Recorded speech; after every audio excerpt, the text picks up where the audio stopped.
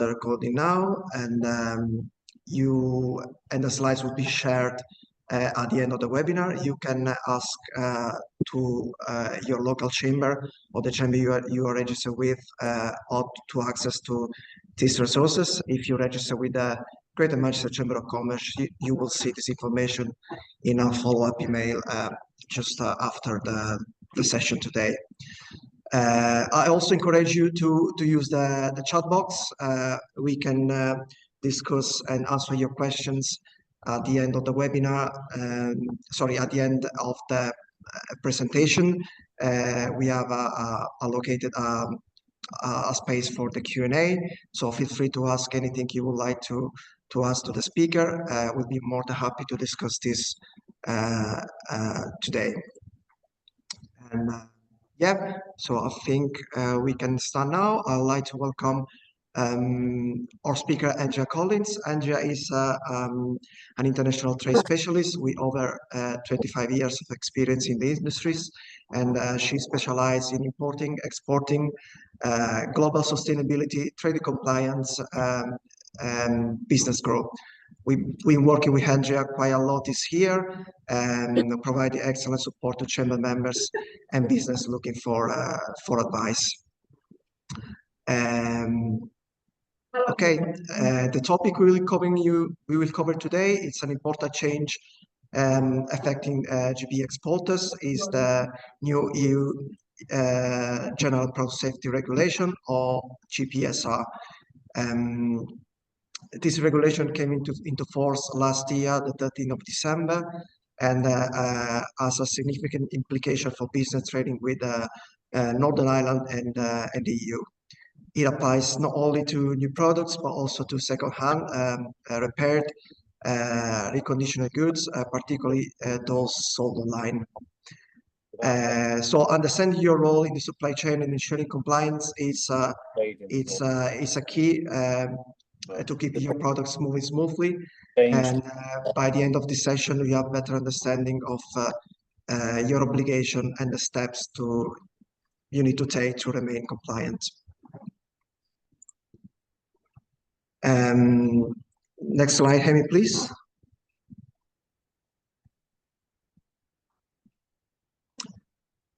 So let's take a look to today's agenda. I'll start with a brief introduction to the Chamber Trade Academy, and then I'll hand over to Andrea.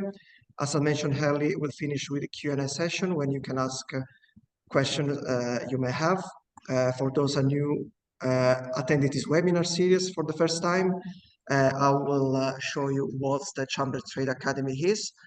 Hemi, can you go back to the Chamber Trade Academy overview?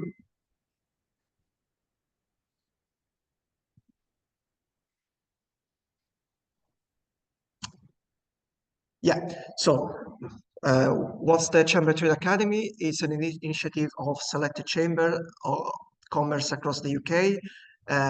We join forces to provide free virtual session like the ones today, covering all the basics of exporting and importing topic, briefing on the latest regulation, as well as opportunity to go global.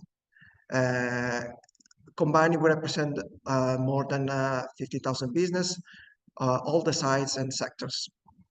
Next slide, please. Sorry.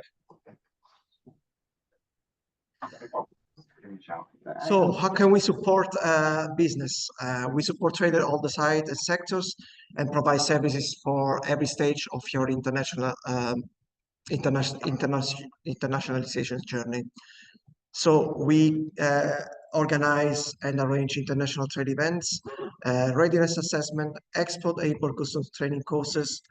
We also provide bespoke advice and customs consultancy services, market identification services, market research and entry services, partner finding services, commercial debit recovery, foreign exchange services, also letter of credit and letter of credit preparation services, credit checks both for UK and overseas companies.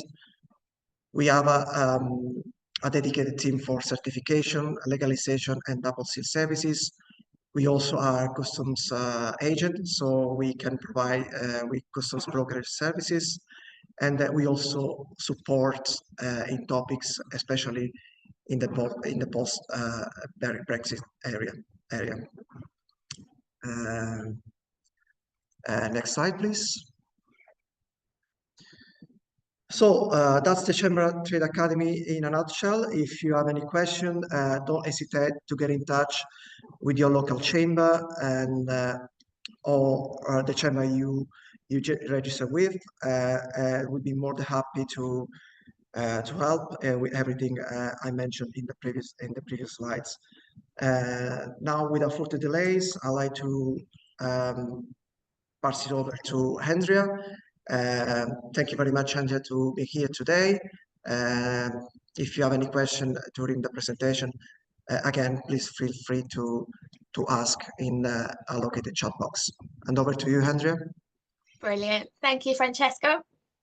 Super. So good morning, everyone. And today we're going to talk about GPSR, but we're going to talk about it as it sits within the wider product safety regulatory landscape in the EU. So you'll hear me talking about CE marked products as well, because general product safety regulation feels a little bit like CE mark light.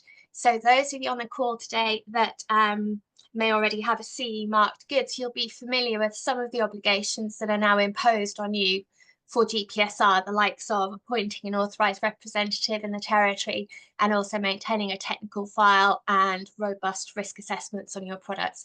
But we'll go through all of it. The regulation on the face of it looks very complicated, as most regulation does, because it talks in regulatory speak. But hopefully throughout the course of the next 35-40 minutes, I can break that down into manageable chunks for you and allow for questions at the end as well. You'll hear me referring to the EU today, but just for the purposes of clarity, GPSR it takes into account not just the EU, but also Northern Ireland. Because of the Northern Ireland Protocol that was negotiated as part of the UK's withdrawal from the EU, and more latterly the Windsor Framework, Northern Ireland is suspended in this kind of hybrid situation somewhere between the UK and the EU. So it's part of the UK customs territory, and it's part of the UK for the purposes of trade and services.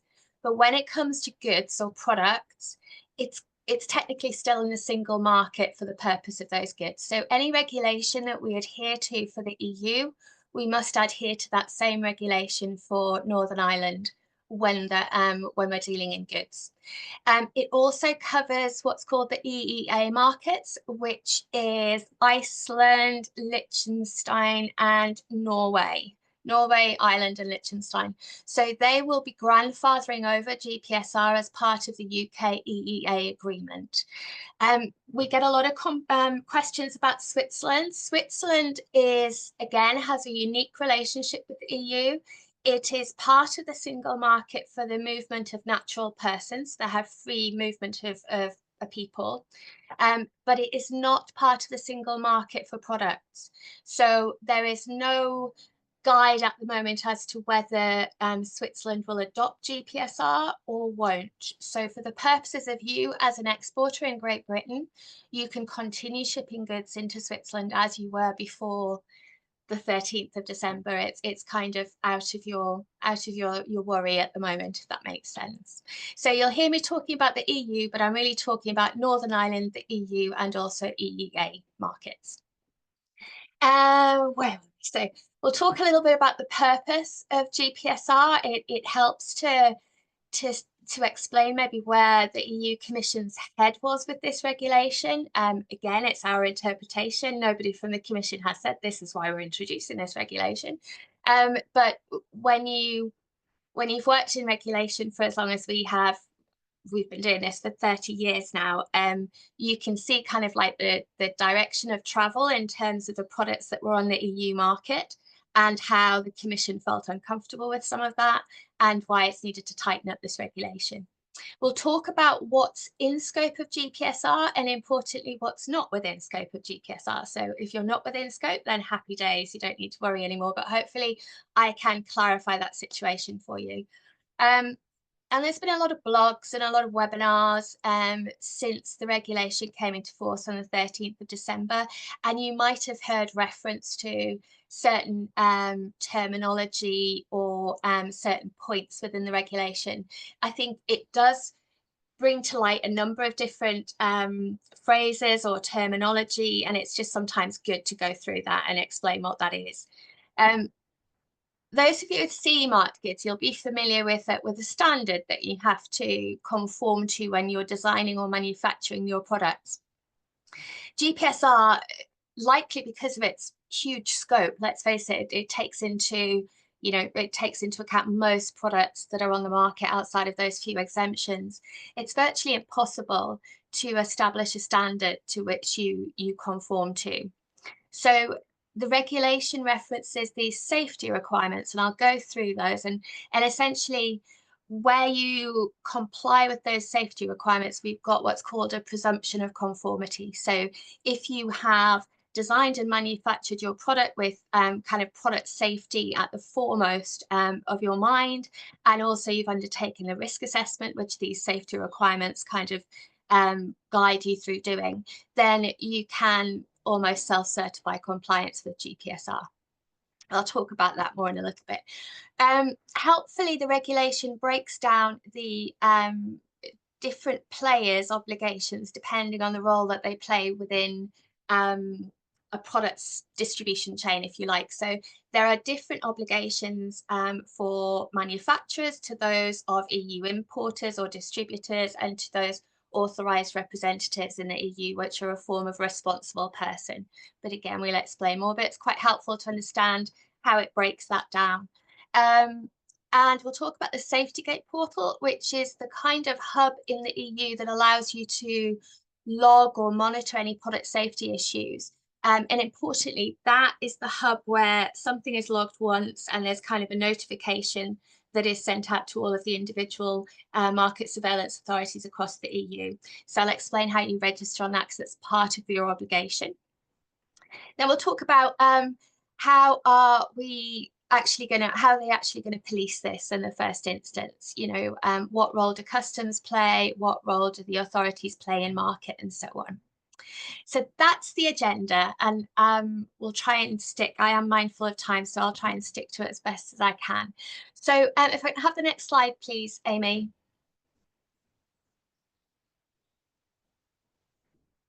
Amazing, thank you. So the existing product safety regulation in the EU, this is the landscape, this is what it looks like. So the vertical regulation with included in brackets, that's all of the regulation that requires products to have a CE mark attached to them.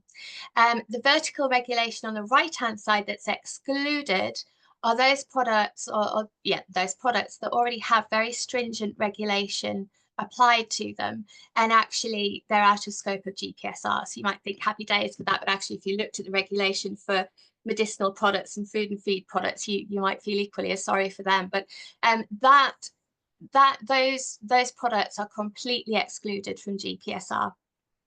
Just going back to the vertical regulation included, that regulation is so stringent, but GPSR imposes another level of obligations on top of what you already have to comply with for the CE mark. So in the past, this is an example, in the past, if you sent a CE marked product into Germany, you could send the user manual into Germany in English.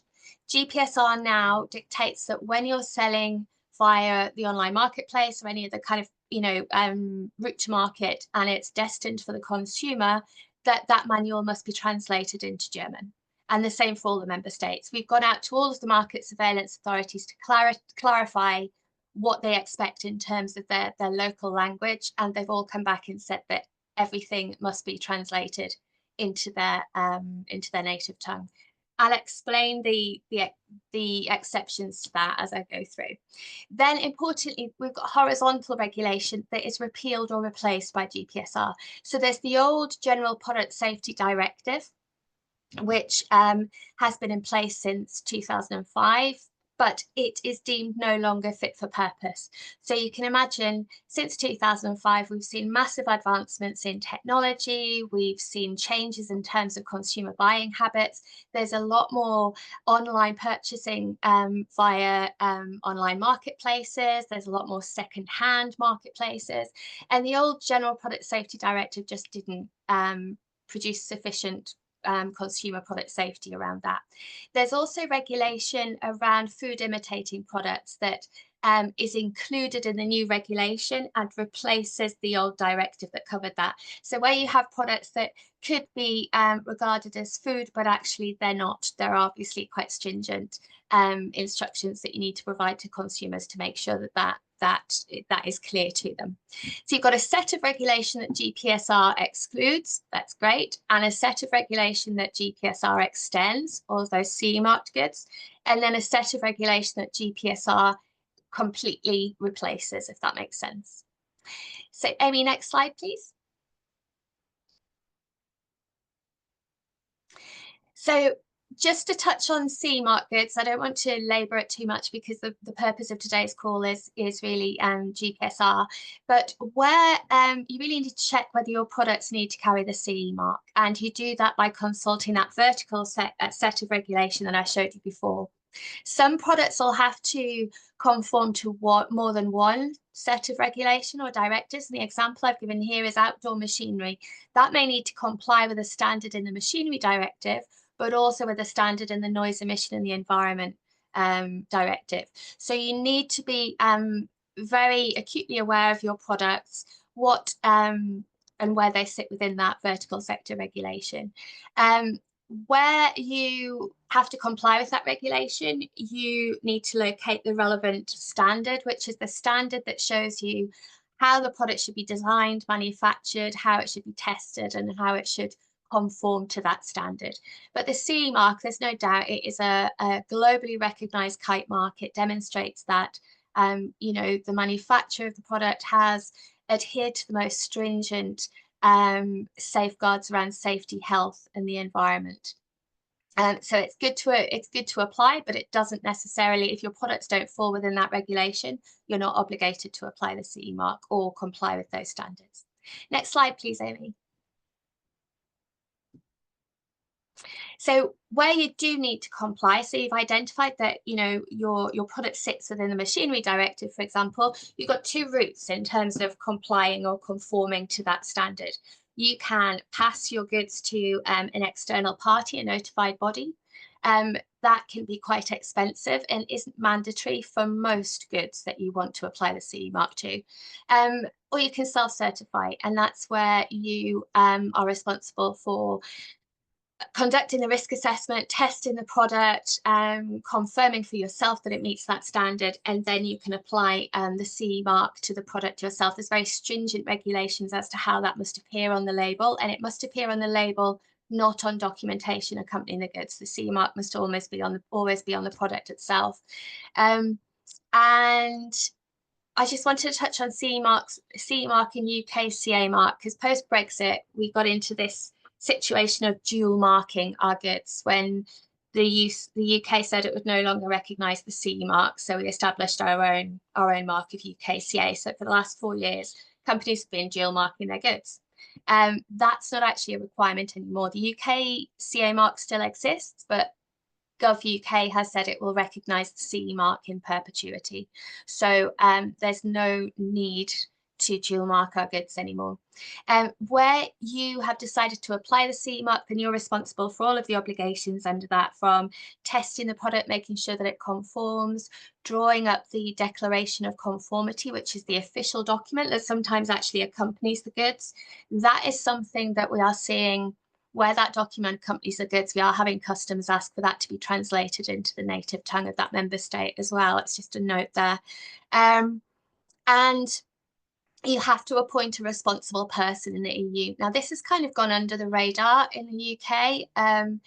Since Brexit, if we have CE marked goods on the EU marketplace, we are meant to have had a responsible person, let's call them an authorised rep in the marketplace for those goods. We're conscious that a lot of businesses in Great Britain haven't been doing that. So that's been mandatory since January 2021. And GPSR is kind of like just reinforcing the requirement for that now. Where you've got your EU importer or distributor within the EU, they're responsible for making sure that you're compliant from that CE marking perspective. So is the product carrying the CA mark? Have you got the technical file that you can draw upon if needed, if there was a product safety issue in the marketplace? So it's just giving you an understanding of the CE mark. You'll understand as I go through GPSR, you're thinking, yeah, it's kind of like just a slightly cut down version of CE for a much broader range of products on the market. Next slide, please, Amy.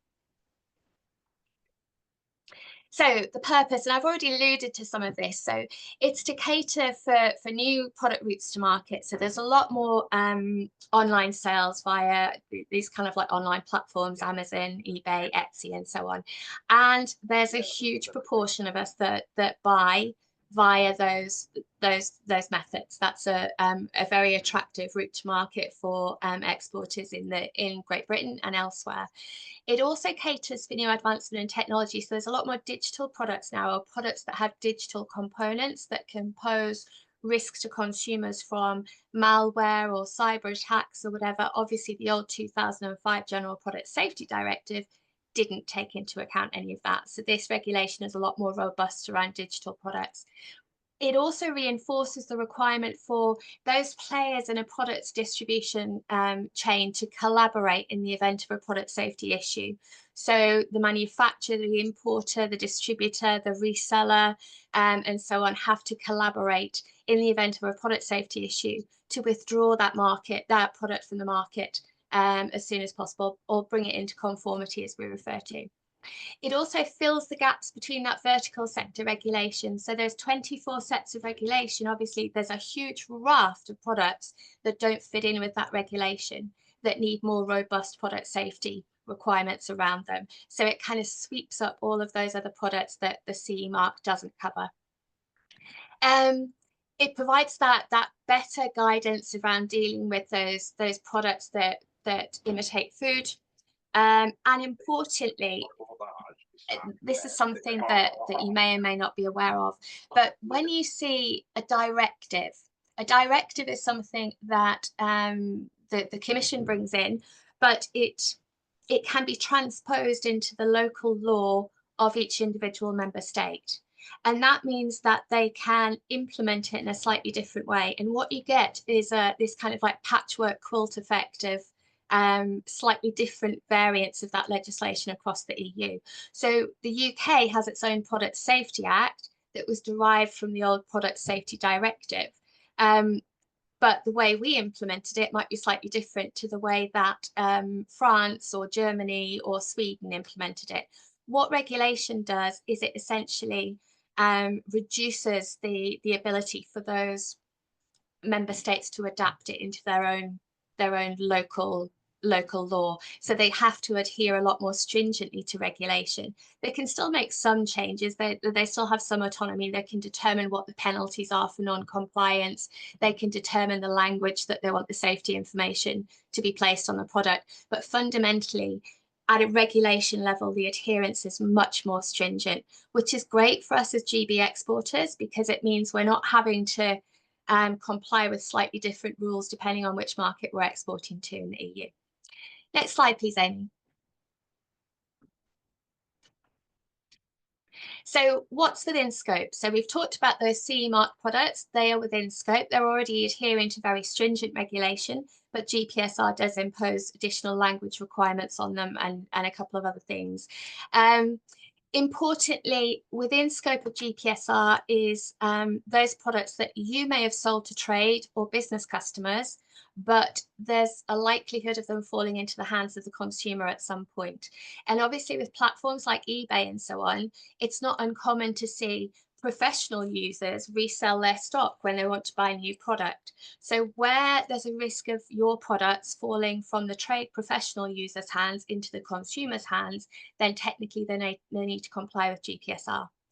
It also covers those second-hand products, or products that are refurbished, repaired, conditioned, or so on, which we're seeing a lot more of. And if any of you are sustainability regulation geeks like myself, you'll be aware that there's a lot of regulation coming down the line that actually encourages us to extend the life cycle of a product.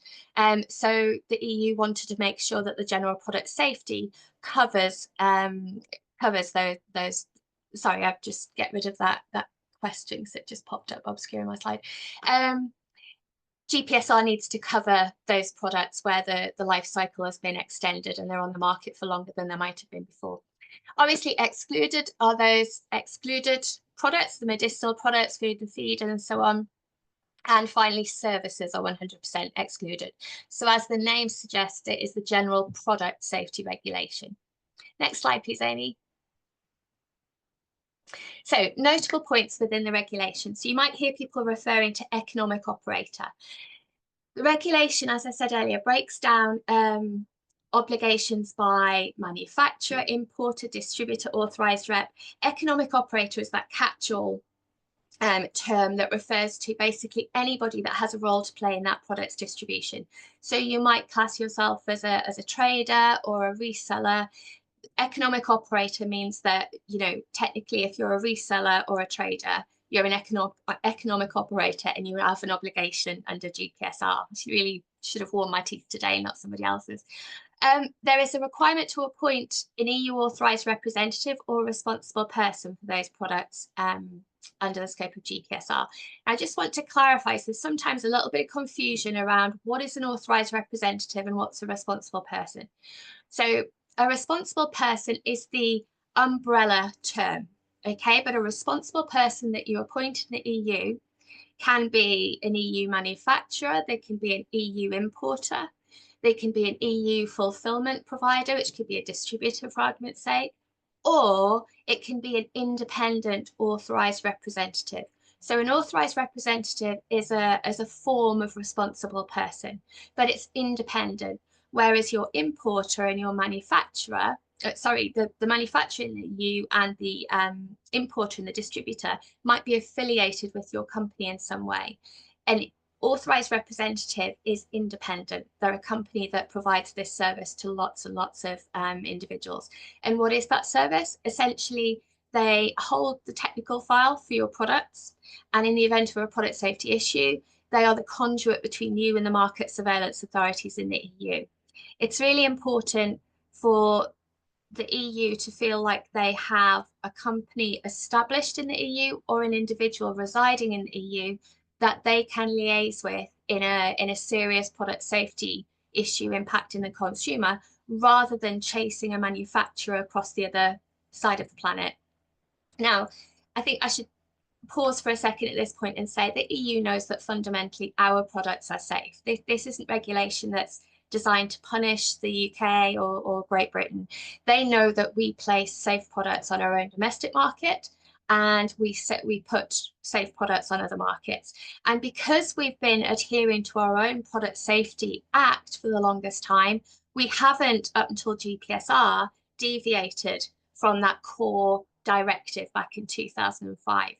But you imagine, as a byproduct of Brexit, we're a third country in the eyes of the EU. So really, they have to treat us no differently to those other further afield countries where the safety of some of their products might be slightly questionable, if that makes sense. And I'll go back to that on certain slides throughout this. The SafetyGate portals. So I talked about this hub where we log those product safety issues. That is a requirement as part of the regulation, which you might not have had to think about before. Obviously, the translation requirements. So I touched before on where the goods are CE marked, the whole manual has to be translated. Where the goods just fall within the scope of GPSR, it is just the safety information that needs to be translated into the member state where the goods are going. But there are those 24 official languages And, you know, in certain territories like Belgium, for example, you'll have more than one language to cater for in there as well. You've got French, Flemish, and one other, I think it might be German. So it's just the safety information. And the way I explain this to some clients is I'll say, look, if you're selling apparel and you have care instructions that go with your garments, you might alert consumers to the fact that they shouldn't iron on a high heat, or they shouldn't tumble dry. If the consumer goes against your advice and does that, they damage the quality of the product, not the safety of the product. So it is just the safety information that must go in the member state language. So after you've conducted your risk assessment and you've highlighted certain risks and how you mitigate those risks, those statements that you place on the product, or importantly, on its packaging or on documentation accompanying the product where it's not feasible to put it on the product itself, then that must be translated into the member state language. There's this notion of when a manufacturer is not a manufacturer. So if you have goods made for you, made for your brand elsewhere, or you buy in goods and you rebrand them as your own, that by default makes you the manufacturer for the purpose of GPSR. So that's really important. You must take on the obligations of the manufacturer, and obviously you'll have to obtain certain technical information from the upstream manufacturer to make sure that you have everything in your technical file for that product. There's also where you buy in goods and you may process them sufficiently or change or alter them to the point where their risk profile changes, and you have to conduct a new risk assessment. That by default makes you the manufacturer also. Where there's this lack of harmonized standard, this kind of standard that helps us understand, well, what do we need to do with our products? I'll come on to the safety requirements in a little bit, but you will, any of you that have taken the time to read the regulation, you will come away thinking, well, there's no standard that I have to conform to. Product safety communication, that is, you must, as the manufacturer, you must provide a channel, a communication channel whereby consumers can log product safety issues with you directly. So in the past, you may simply have had your brand on your product. You now need to provide an email address or a telephone number that a consumer can contact you via. Recall notices. The EU Commission is establishing a standard template where we have to withdraw or recall product from the market. There will be a standard template translated into all the relevant languages that we have to use. Remedies in the event of product safety recalls. Guys, to be honest, you're doing this. This is all stuff that you're already doing. If you had a product safety issue and you asked your consumer to return product to you, you wouldn't expect them to pay the carriage. You'd cover that. If you were asking the consumer to dispose of an unsafe product, you'd only do so if it was safe for them to dispose of that product. So these are all things that we're already doing. And I think when you break down the regulation, yes, there's some fundamental things like the appointment of an authorized representative that you know, is something new, and there's the translation requirements, but the rest of it is pretty much documenting what you're already doing. So GPSR is about making sure that every product, and I'll talk about how you can group products for the purpose of GPSR, but every product has a technical file, and that technical file contains all of the documentation to support the safety of that product and your internal risk assessment. So all of the stuff that we're already doing and you might have in different files and folders all over the organization, it's about drawing all of that together and making sure that your product safety risk assessment is up to speed. Just on the purpose of products, I might as well cover that off now. You might be sat there thinking, oh my God, I've got 4,000 SKUs. They don't have to be classed as products for the purpose of GPSR. So let's get pragmatic about this. Where we can group products together according to their purpose, so what the product is, its composition, what's it made of, and what's its risk profile. Where we can group products that share those criteria, they can be classed as one product for the purpose of a technical file.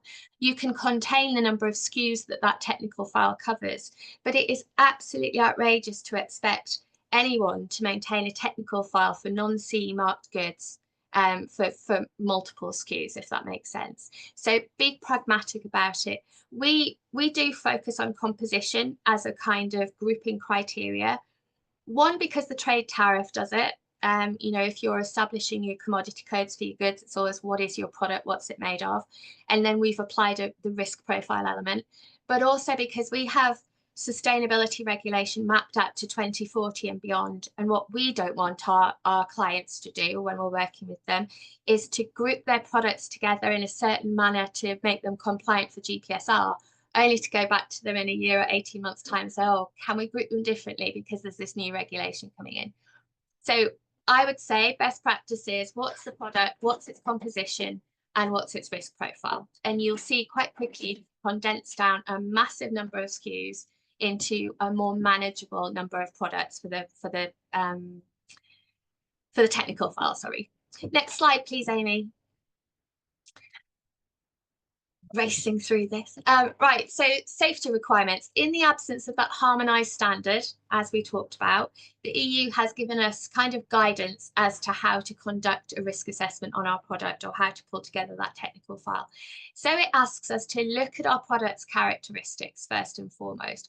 What are the what's its intended purpose?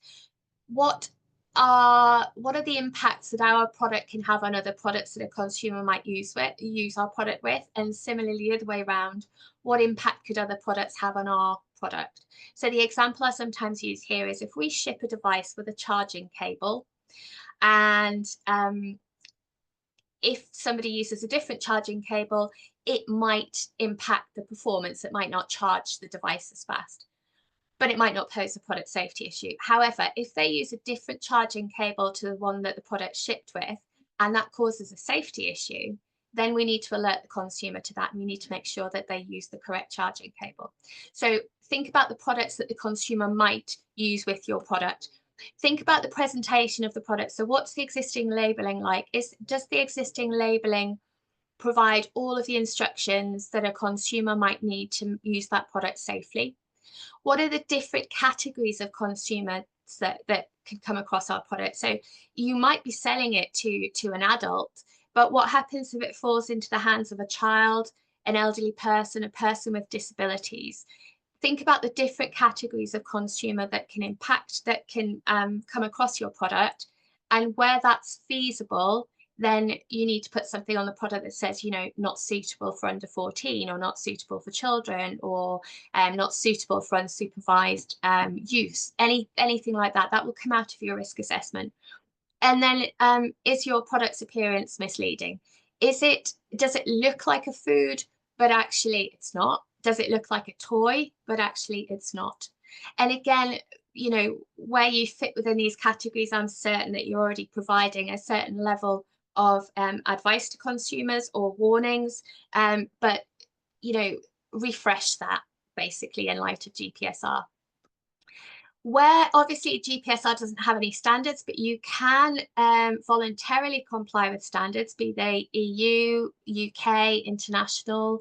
Obviously, the US has its own standards. So if throughout the design and manufacture of your goods, you voluntarily complied with a certain standard, then place that in the technical file. It all goes to show that you've designed and manufactured your product in line with, you know, product safety standards, if you like. Where you have followed this advice, or your products are CE marked, then you have what's called that presumption of conformity with GPSR.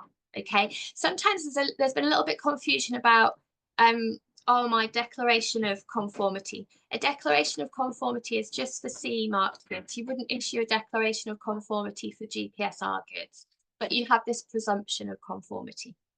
Next slide, please, Amy. So we've got the regulation breaks down the roles of different organisations depending on the role that they play within the distribution of that product.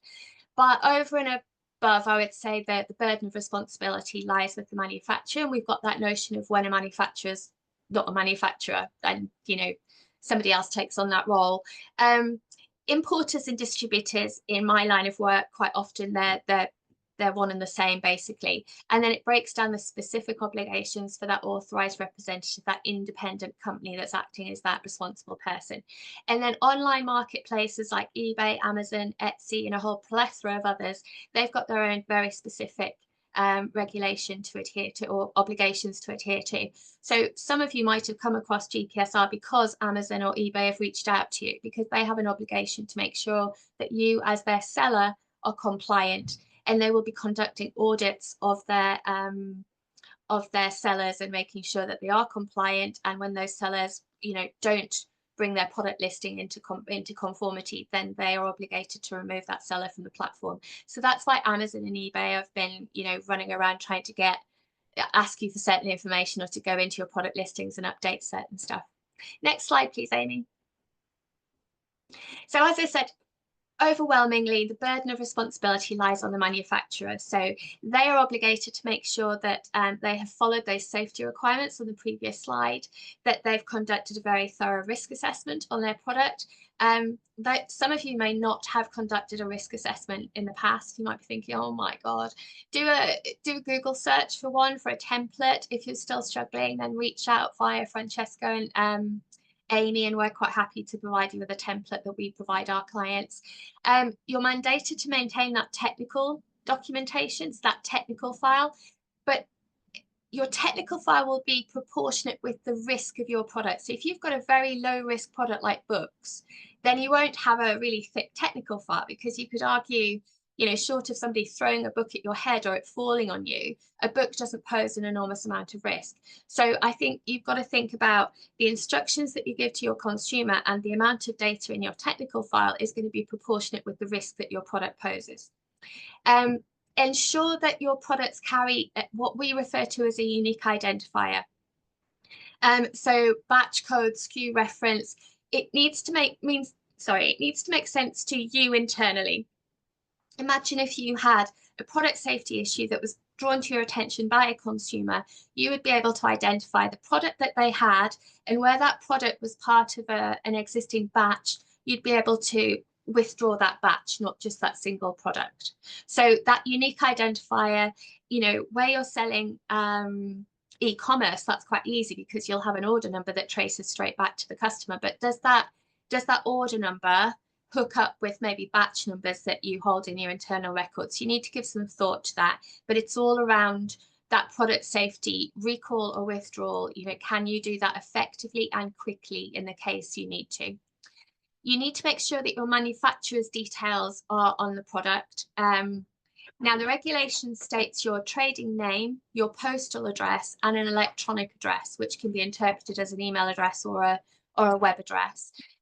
Where you've appointed an EU authorised representative, they must have their details on the product as well. So again, trading name, postal address, and electronic address. So with our authorised representative service, we provide a contact email address. We don't provide the website. We provide the email address, and importantly, that email address must be a manned email address, because you might need to jump on those product safety issues quite quickly. Where you appoint an EU authorised representative, you must issue a formal mandate. There must be a formal mandate between you and that company. In the event that the authorities reach out for information about a certain product where the safety has been questionable, then they will ask for a copy of the technical file for that product, but they'll also ask for a copy of the mandate between you and your authorised representative to show that everything's above board. Where are we? Yes, so where there's a product safety issue, you as the manufacturer are obligated to bring the product back into conformity. So that could be pull it back from the market, withdraw it, recall it. Where you have details of the consumers, where, say e-commerce is easy, you'll always have their contact details. You have to contact them directly. Where that's not possible, you choose a platform that has the widest reach. And I don't know whether it's just because I'm tuned into this at the minute, but there seem to have been a lot of product safety issues at the minute, from Christmas candles to chargers to a couple of other things, and they've all made BBC News. So you could argue, well, can you get a greater platform than BBC News? But it's not great for brand reputation, I suppose. So maybe they're alluding to social media, but where you can't contact the consumers directly, choose a platform with the greatest reach.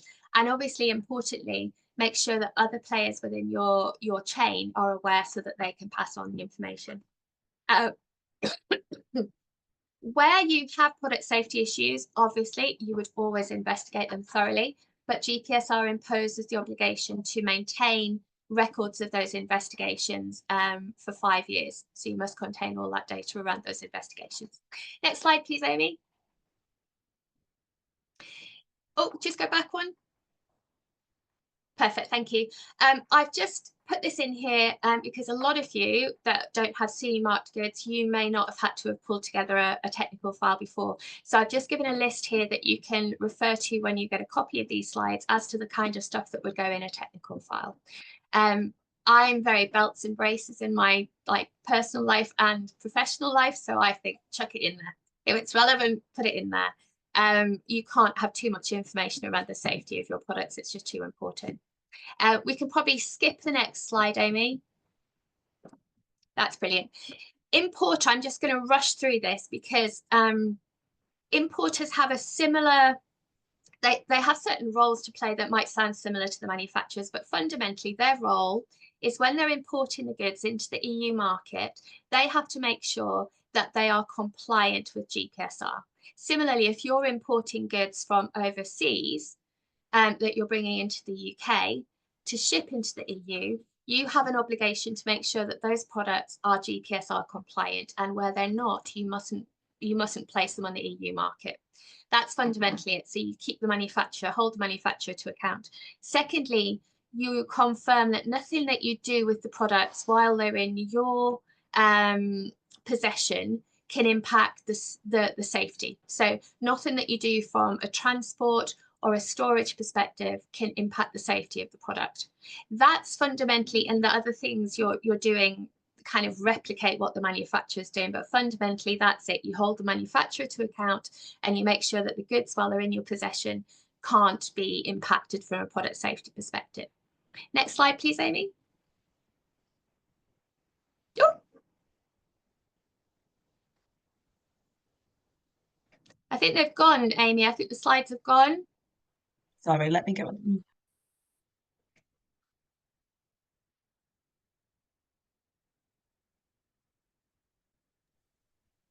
Brilliant. So if we just, yeah, that's great. If we just move on one. Thank you.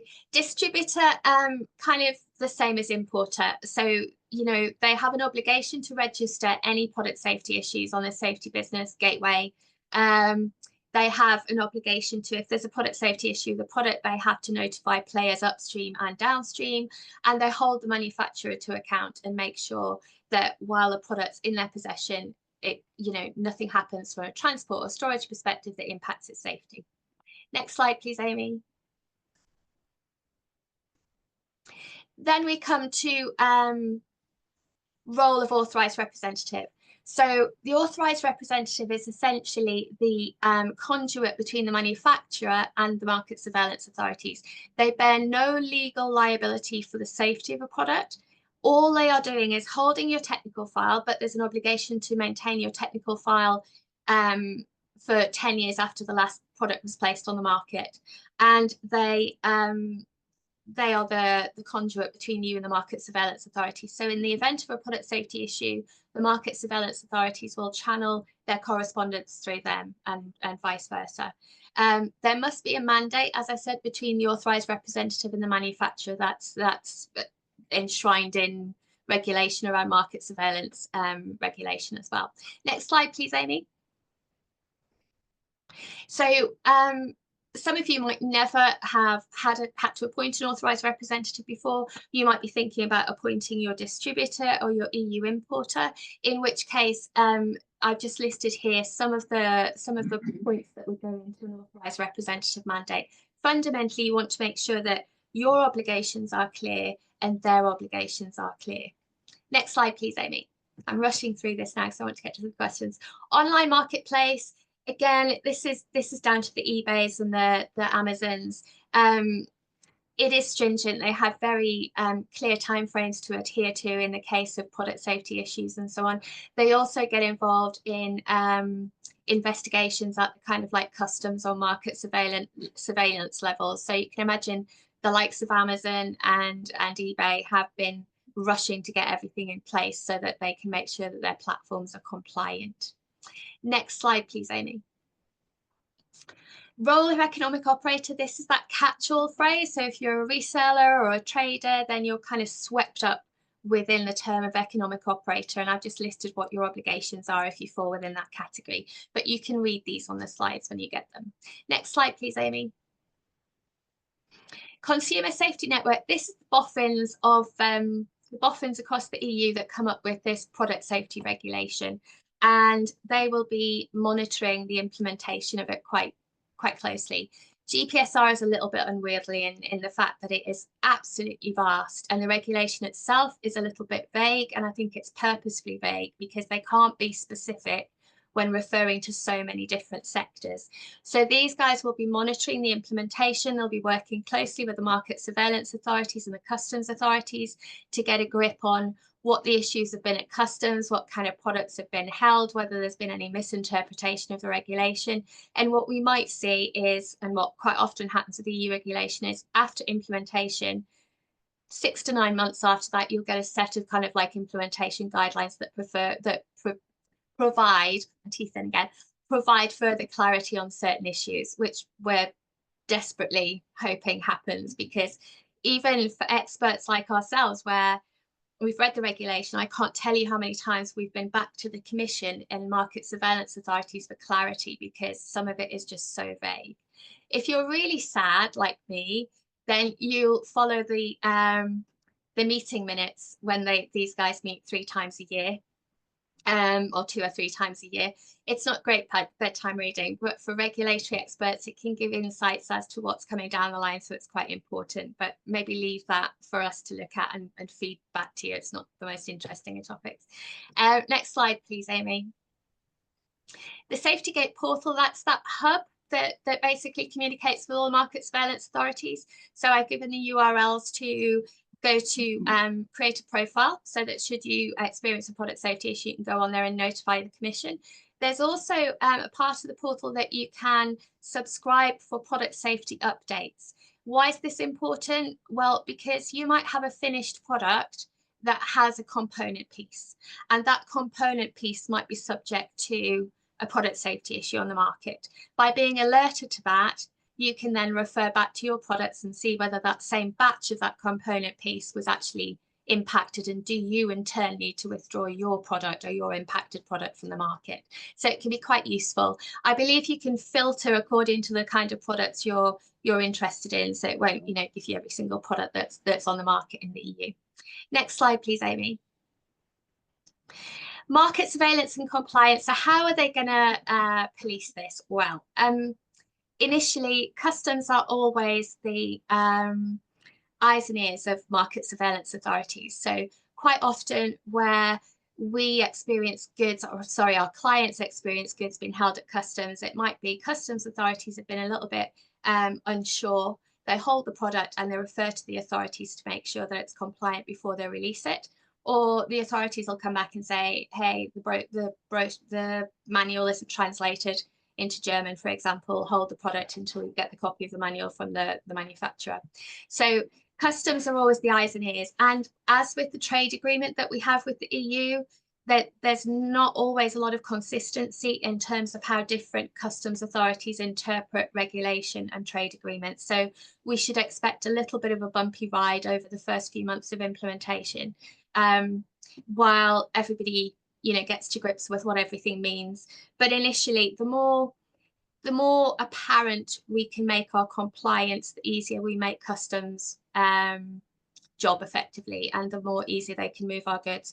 Customs typically clear goods based on documentary checks. So long as the goods have an import declaration, a commercial invoice, and a packing list, they're the 3 documents to make goods move, freely, where they're just standard goods. So maybe on the commercial invoice, if you've got your authorized representative, then maybe you start putting that on the commercial invoice, and it becomes apparent that you're aware of GPSR and you're compliant.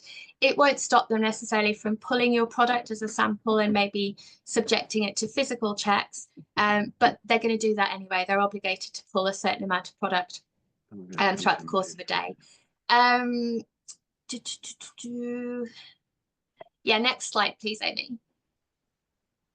What I've done is, as you can appreciate, there are different authorities, market surveillance authorities across the EU, and there are different ones for different sectors, if you like. So like we've got the Food Standards Agency here in the UK that deals with all foods. We've got the equivalents across each member state. What I've provided here is the Market Surveillance Authority contacts for just product safety. So if you've got any doubts about your compliance, about labeling requirements, about your interpretation of the regulation, then these are the guys to reach out to. And I have to say they've been I think I joke about them not taking my calls anymore. I wouldn't take my calls actually if I was them. I'd be fed up with me, but they have been really good and they have gotten back to me on my specific points. The more specific you can be, the better. But yes, I've provided those details. Next slide, please, Amy. Penalties for non-compliance. I don't want to be alarmist about this. It's just a question that comes up all the time. Or what happens if I don't comply? Do I get fined? You know, what happens? Let's just be quite sensible about this for a minute. It's very different when an authority, be it a customs authority or a market surveillance authority, sees that somebody's made a genuine mistake versus when somebody has been deliberately fraudulent or negligent. So these, you know, 200,000 euros, that refers to those cases where the manufacturer has deliberately, you know, withheld information from the market that's placed the consumer's life or welfare at risk. So that's not going to happen all the time. At the minute, we're not seeing any penalties at all. We're seeing some product returned where it isn't conforming with GPSR. We're seeing some product held until further information is provided. Maybe towards the back end of this year, you might find that there are some small customs fines that come in around 50, 70 euros or something. But I don't want anybody to be alarmed about these 200,000, 25,000 fines. Next slide, please, Amy. I think we might be just about there now. Yes, that's it. I'm so sorry, everyone. I've gone way over time. I can take some questions if Amy, do you want to read through them, or can I see if I can get access to them? Oh, I can see them. Hold on. Yeah. Are we okay for time, Francesco? Yeah, for sure. Thank You you sure? for the excellent presentation. I'm sure the audience found it very useful and answered to many of the questions and shadows surrounding the new regulation. Yeah, if you can, if you can, There's only if you a want to read couple, the so I'll yeah, just go sure. through them quickly. So, can we expand on how this impacts in Northern Ireland? All goods movement to NI from GPNR is at risk. No, so goods moving from Great Britain to Northern Ireland, all goods are within scope of GPSR. I think this confuses the notion of customs in terms of potential duty, those at risk goods. Where we have at risk goods going into Northern Ireland are those that may not stay within Northern Ireland, may not stay within the UK customs territory, and may end up in the EU, in which case they're classified as at risk, and there's a duty to pay as per the EU's common external tariff. So that's separate. That's to do with you know, duties and so on. GPSR applies to, you know, those products going into Northern Ireland. So you have to comply with GPSR from a labelling perspective, from the technical file perspective. If you're shipping into Northern Ireland, you'll need to have an authorised representative appointed in the EU and so on. How do we appoint or select an authorised rep for trading consumer goods for multiple EU countries?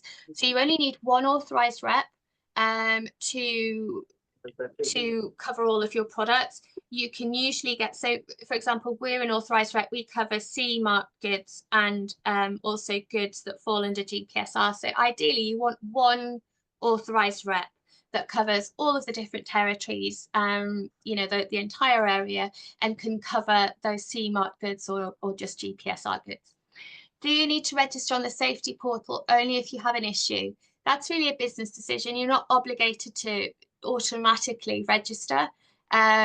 Obviously, you know, it's there and you've registered and you can log that safety issue quickly if you're already registered, but you're not obligated to definitely go and create a profile now. Somebody saying, sorry, I have to go. Thank you. You mentioned it was the manufacturer who's responsible for appointing an authorised representative. However, many Chinese manufacturers have no knowledge of GPSR. Therefore, as an importer, can you take responsibility and appoint an authorised representative so long as there is an authorised representative in the economic operating? you've got to think, if you want to take that responsibility to appoint an authorised representative, you almost have to make yourself the manufacturer for the goods. And you could argue, is the Chinese manufacturer going to make you, are they going to be happy with you having that technical file for their goods? So it would ordinarily be the manufacturer that would appoint the authorised representative. I think the message is getting through. I think, you know, October, November last year, we were getting a lot of pushback from China. I think there's a lot of fear amongst some manufacturers there that they just won't be able to comply with this long term. So they are kind of pushing back a little bit. Ideally, as an importer, I wouldn't necessarily want to be taking on that role unless I could obtain the requisite technical information from the original manufacturer and make sure that I was conducting my own product safety risk assessments on those products, so I could be sure that I'm placing them on the market, putting my name to them, and taking that responsibility. So I wouldn't be happy until I'd done all of that, if that makes sense. Jason says, hi, I sell movie posters, so paper. Does this apply to me as well? We're dealing with a lot of artists at the moment that sell prints and so on, and so technically they do come within GPSR. That's our understanding. So technically you would be, I'm afraid, and it's a little bit crazy because your goods are going to be so very low risk. But you can always reach out to the market surveillance authorities for that clarity. What about medical products that go into hospitals? Medical products are covered by CE marking, and if they're going into hospitals, that's technically a B2B trade.